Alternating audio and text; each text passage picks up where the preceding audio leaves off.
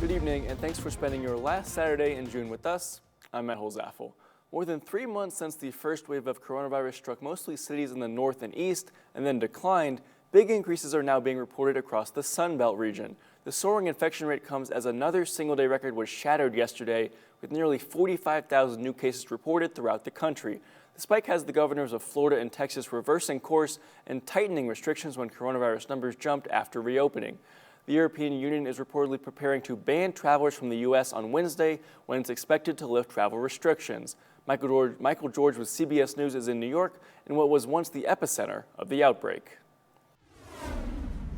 In his opening remarks at Friday's coronavirus task force meeting, Vice President Mike Pence looked to assure the nation that this time is different. We have made truly remarkable progress in moving our nation forward.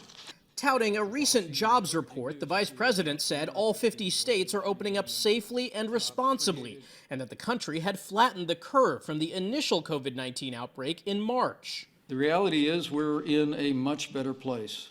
Stay home. Harris County, Texas Judge Lena Hidalgo had a more urgent message, with hospitals in the Texas Medical Center now reporting intensive care units 100% full. Harris County is reimposing stay-at-home orders.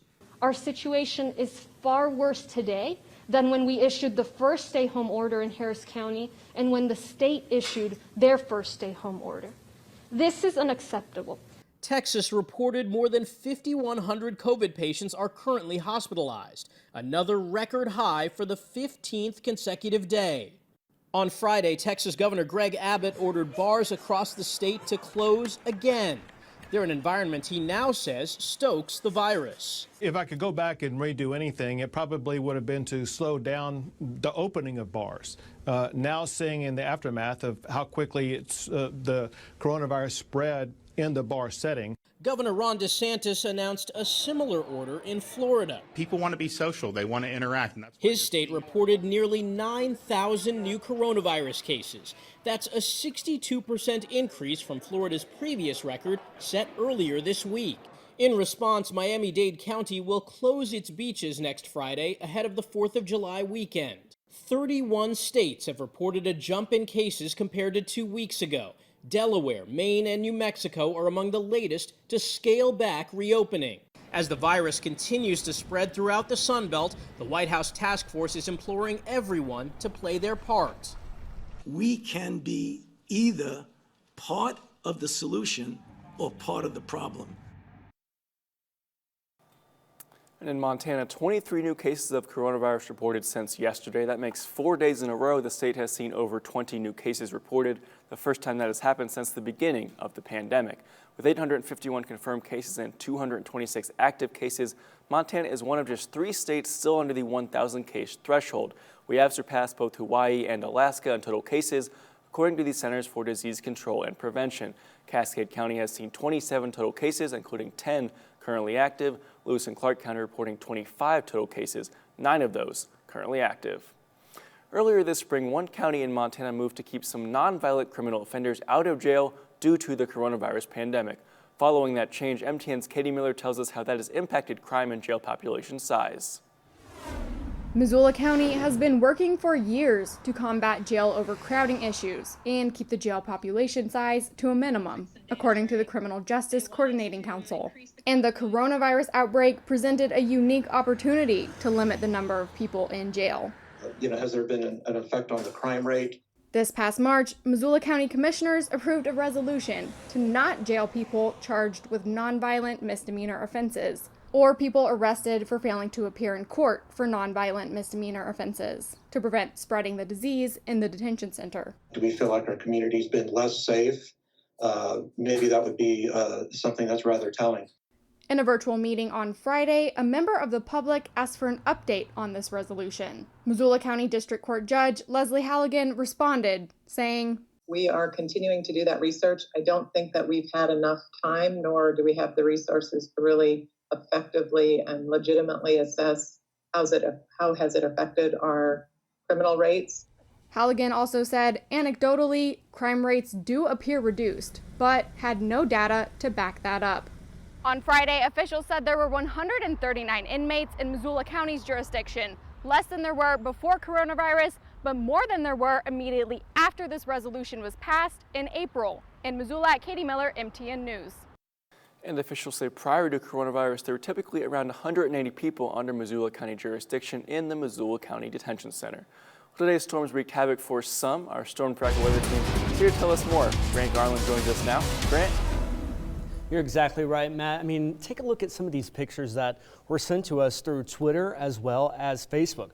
We were looking at this picture here, credit by Josh. This was taken right around we had that severe thunderstorm up in Havre. And I mean, we see that huge tree falling on that building. Also, just looking at a lot of, looks like limbs that are down around a home, and just really something else. And then we got these pictures sent in to us from Cameo. Now, this was taken north of Havre. I mean, just look at that well-defined storm. It's incredible. It's like something that you would see in one of those calendars for weather. Really neat. And then this was taken north of Big Sandy, and this was, Cameo said that this was right after the storm hit. Double rainbow. It's beautiful. Thank you so much for sending in your pictures. We really appreciate them. We are still, though, looking at a lot of showers and thunderstorms affecting viewers in our area. I mean, up towards Scobie, we had that very intense thunderstorm move through. Also down to Wolf Point, still seeing rain, as well as Glasgow. Also out towards Fort Belknap and Havre and Hayes. Also Fort Benton, and widening out too, we are looking at Harleton, as well as Stanford and Winnett, and also those in Jordan, looking at a lot of rain too. Now, later on, we're going to talk about, are we going to see severe weather tomorrow, as well as a large system moving into our area tomorrow, bringing with it lots of rain for us. But for right now, back to you, Matt. All right, thanks, Kurt. When there's not a lot of rain, the middle of summer is prime hiking season in Montana, but if you're a traveler or a local looking to enjoy the Treasure State's wide open spaces, make sure to watch where you step. Here's MTN's Isaiah Dunk with more. This is probably not the sound you want to hear if you're out and about on central Montana's trails. The prairie rattlesnake, Montana's only venomous snake, is found throughout the state, but as its name implies, they're mostly found on the plains east of the Rockies. And that means a simple day trip to First Peoples Buffalo Jump near Great Falls gives you a decent chance of getting close to one. If you're going to see them, they'll be pretty obvious. We encourage folks to stay on the trail just for that reason, so you can really spot them.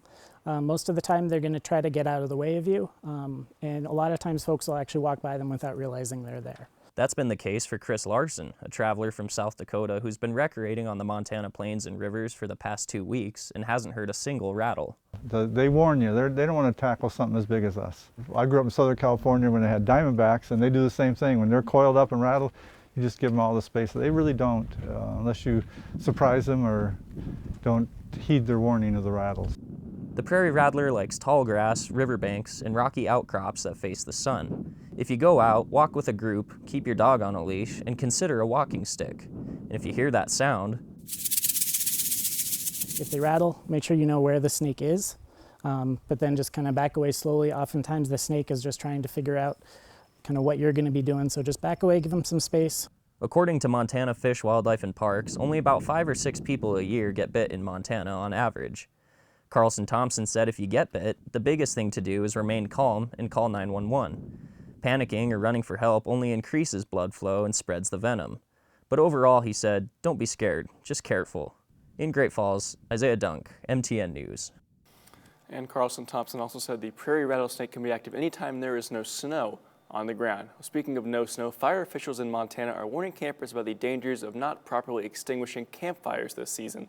Rick Connell, fire manager for the Flathead National Forest, says this year lots of tourists are interested in coming to Montana to recreate and social distance on our public lands. However, he says 25% of forest fires are typically human-caused, and a huge portion of those are started by campfires. The biggest thing he says you can do is make sure your campfire is completely out before you walk away. Drown the fire, stir the fire, get your hands. When I was a Boy Scout, I learned to flip a quarter in there and you'd search for the quarter to make sure the fire was out. And that's where we need to help, because every year we have lots of abandoned campfires in the woods. And officials also ask that you make sure you build your campfire in a designated fire ring and clear 3 feet of space around a campfire to prevent embers from jumping and spreading. Coming up, after he made offensive comments on Facebook about the Black Lives Matter movement, one high school football coach in Montana will be disciplined, but not fired. Powered by the Montana Television Network. The 10 o'clock news continues on Montana's news leader. Well, we're just a few days away from the end of Pride Month here in Montana and across the world, but today was another important day for the LGBTQ community. June 27th marks National HIV Testing Day in America. Over in Missoula, the health department teamed up with the Gay Health Task Force of Missoula to offer rapid HIV, hepatitis C, and syphilis testing. Andy Hardinson is an outreach specialist from the task force. He says it's great for the LGBTQ community, but also for anyone who feels the need to get tested. He also says there's other opportunities to get tested if you missed today. The goal is to inform anybody from any community. It doesn't have to be specifically LGBTQ+. We're here for the heterosexual community. Anybody that's at risk for HIV on any level or any other type of sexually transmitted illness. And there are numerous places around Montana people can go for rapid HIV testing and syphilis testing. Participants at the test site in Missoula today were also given a free rainbow flag mask. The Darby School Board voted last night to keep the high school's head football coach, but still enacted discipline after he posted offensive comments on Facebook. On May 31st, Jeff Snavely commented on a video of a Black Lives Matter protest in Salt Lake City saying, quote, "They should all be strung up and hang in public like the old days," end quote. Snavely said he was referring to looters in the since deleted comment. Public comment was heard at the meeting, with most calling for his firing before Darby School Board members voted for a motion that Snavely will face discipline. Those measures will likely be along the lines of suspension from games, a letter of reprimand, racial sensitivity training, and he may also have to address the student body. Snavely said he apologized to anyone who was offended and that he could have worded things differently. I am not racist. I was raised not to see color. I take full responsibility for my poor judgment in posting on a public comment that resulted in criticism and embarrassment for the school board, the school community, including my football players and students, and my family and friends. I am very sorry that I did not take the time to choose my words more carefully, so their meaning could be not misconstrued. Snavely has been the Darby head football coach since 2014 and is a seasonal employee with the district. Well, our next large-scale storm is making its way into the area. Don't go away. I'll look at the full details coming up right after this break.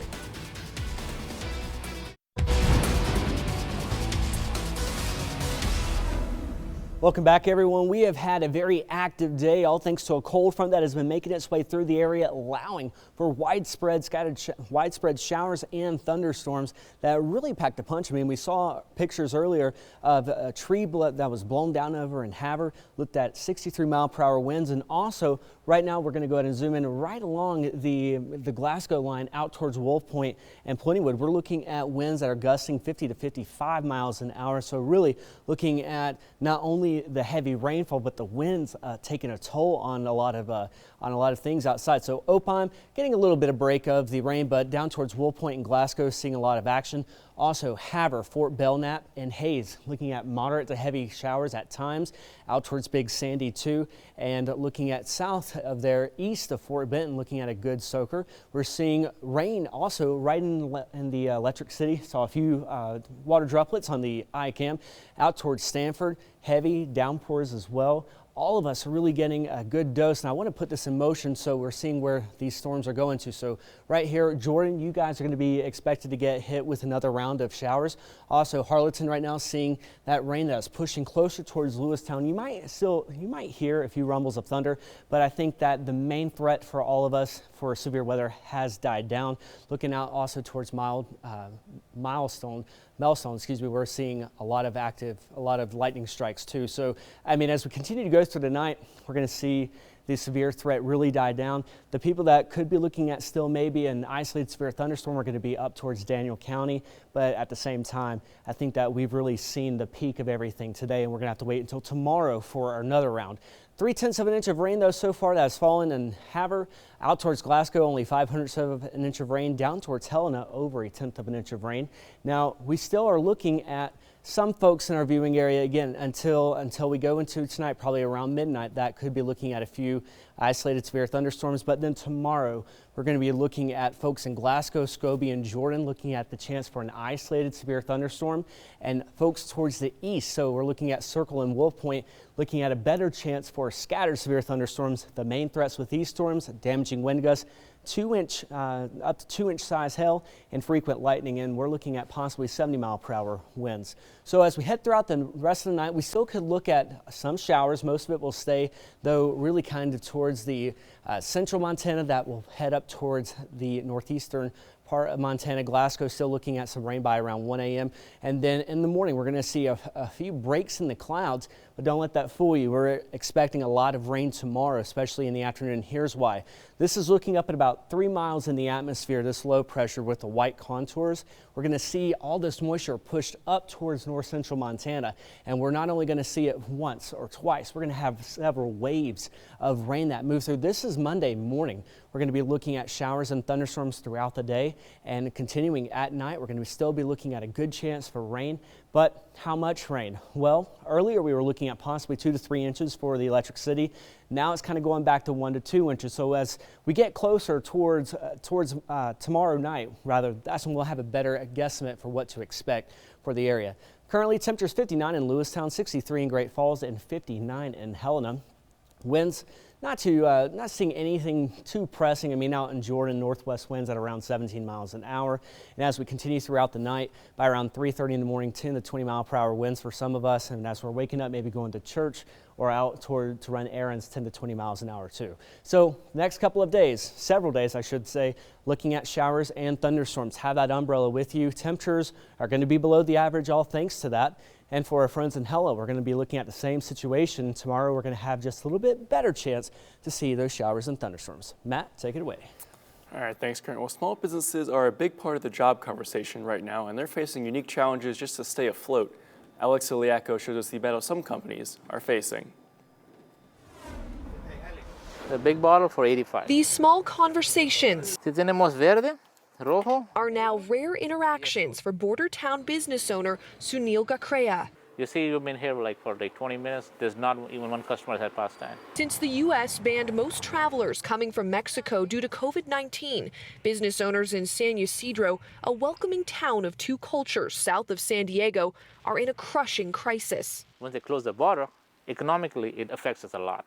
So that's our main bread and butter. The San Ysidro Chamber of Commerce says 95% of its shoppers come from Mexico and cross the border into the United States. They say that because the border is limited to only essential travel, their businesses are losing $1.8 million every single day. 48, perdón. Gakrea is no exception. He was forced to lay off the entire staff at his perfume shop. It's only me and my wife working. The family's entire livelihood hangs on the success of this one strip mall. They just opened a pizza shop right next door. Then we reopened, but it's been bad. Named for Gakrea's mother, Maya. It's a tribute he's desperately trying to keep alive. We put everything, our soul and money, every single penny I could have, I don't want to let it go down, in any way. Sunil has been in the United States for more than 2 decades after immigrating from India.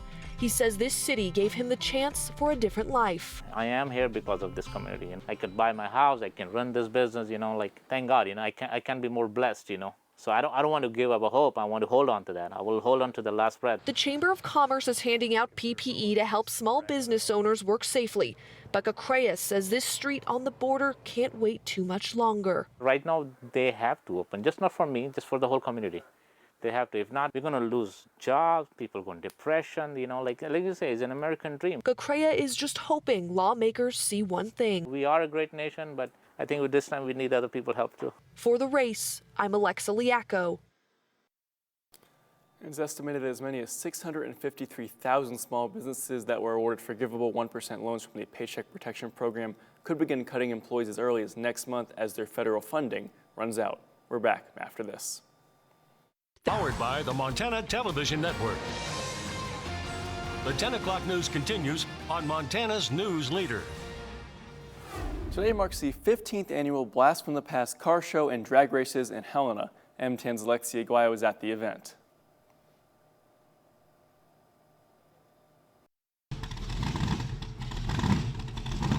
Cars drive in and get cleaned up for the 15th annual Blast from the Past car show and drag races.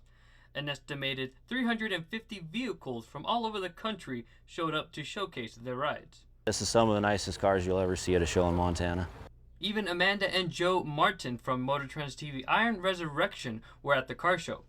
For the president of the organizer, Helena Valley Timing, this event celebrates community. The car club hobby, it's a big family. We all get along, we help each other out, and it's fun to meet new people each show you go to and see some new cars. For Lennis and his 1969 El Camino Supersport, this car show is a way to keep the vintage car period alive. The older generation are getting older and it's leaving. It's sad, and the younger generation isn't into the cars as much, the older cars as we are. So just to keep that going is pretty neat. Lennox explained to me why he enjoys working on vintage vehicles. The newer cars, they're computerized. You're pretty much at the mercy of the dealer. This one here, pretty much at the mercy of your own knowledge. All proceeds from the event go to a scholarship fund to support students in the automotive industry. In Helena, I'm Alexi Guayo, MTM News. And according to the organizer, over $100,000 in scholarships have been given to students since the event began 15 years ago. The drag races of the event are scheduled for Sunday at 10 a.m. at the Rocky Mountain Fire Training Center. The IRS says it's issued more than 159 million payments in just over 2 months. $260 billion dispersed via direct deposit, paper check, and prepaid debit cards. Yet even today, there are countless people in the country who, despite being eligible, believe they've fallen through the cracks. Here's Usher Qureshi. In New York State, Hannah Brando has no idea why she hasn't gotten a stimulus payment. My sister and I, who both have not gotten the check yet, did our taxes this year and got our returns already, so it's very strange. In California, Alexis Lopez also in limbo. For most people, it was like, this person got it, this person got it. And I was like, well, maybe there's some delay with mine, no big deal. And in Ohio, Karen Melroy also stuck in stimulus purgatory. Received my refund via direct deposit, so there's no reason I can think of why I shouldn't have received one. All of them get the same message when checking on the IRS website. No payment status available. I normally add a few more expletives to mine when I see it, but it's something to the effect of payment status not available. It turns out they're not alone. Those 4 words are exasperating countless Americans otherwise eligible who have not been paid and can't get answers as to why. The IRS obviously was very rushed, and even when the government takes 1.5 years to do a computer system, there are problems with it. In May, the IRS added 3,500 telephone representatives to help with problems, but most can only provide general information. So I found this 9-step guide of how to get a human on the phone at the IRS. I did it twice and was hit a dead end. Thank you for calling the Internal Revenue Service office. Due to COVID-19 or the coronavirus, this office is temporarily closed until further notice. Because IRS offices remain closed due to the pandemic, the agency tells us that call center agents are working from home. That means they don't have access to secure personal information specific to each case. This was designed poorly, obviously, because it doesn't tell you which of those things happen. And if it is a glitch, it doesn't tell you what kind of a glitch. The IRS is doing a phased reopening at key processing sites and call centers. In a statement, they say, some employees have returned to work in Kentucky, Texas, and Utah. In careful accordance with state and local guidelines, IRS employees are returning to work in Georgia, Tennessee, Missouri, Michigan, and by the end of June, in Indiana, Ohio, California, Oregon, and Puerto Rico. But if you can't get your issue resolved by the end of the year, you may have to claim your unpaid stimulus assistance on next year's return as a credit. That doesn't help me today. A sentiment many share as they struggle to rebound financially from the pandemic. And the IRS says for case-specific information, the appropriate number to call remains 800-829-1040. Otherwise, you could call your local IRS office and even set up a face-to-face meeting when they reopen. We're back with a final look at your weather forecast right after this. Temperatures dropping down to 50 in both Great Falls and Helena. A little bit warmer, though, out towards Glasgow at 60 degrees. And we are looking at temperatures warming up tomorrow to only 66 with an 80% chance of showers and thunderstorms. Have that umbrella with you as we head through the middle part of the work week. All right, thanks so much for watching. We'll see you back here, of course, tomorrow night.